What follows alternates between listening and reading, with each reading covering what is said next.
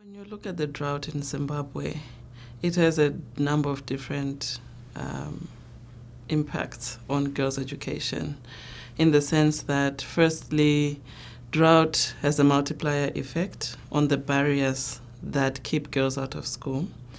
Firstly, it increases food insecurity and water scarcity.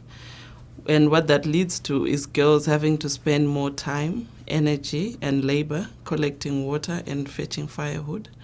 Secondly, drought will have an adverse impact on the livelihoods of their households. And what that does is that it reduces their economic capacity to support girls' education. And lastly, during drought periods, households have to adopt coping mechanisms, such as withdrawing girls from school, such as selling their productive as well as household assets, such as having girls support casual labor and alternative livelihoods. And the net effect of that is obviously irregular attendance, dropout, and retention. And the challenge with that is that the programs that we're currently running are not designed to respond to those kinds of issues. They are not designed in that way, they are not budgeted for in that way, and therefore it presents those challenges. And so my research has looked into how we can address the food security issues, the water scarcity issues, the livelihoods issues in a way that enables families to continue to support girls' education work.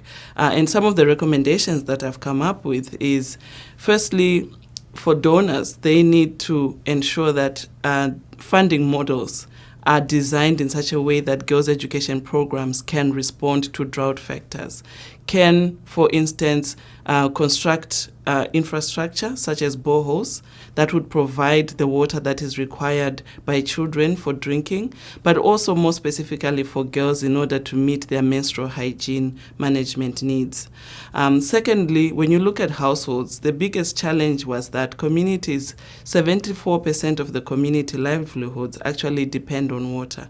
And so during droughts, they face those challenges. And if the school itself has a sustainable water solution, their livelihoods can actually be connected to the water infrastructure supported by the school. In that way, both the school as well as the community can benefit in a mutually beneficial way that would enable them to ensure that their livelihoods continue to go on even in the face of drought.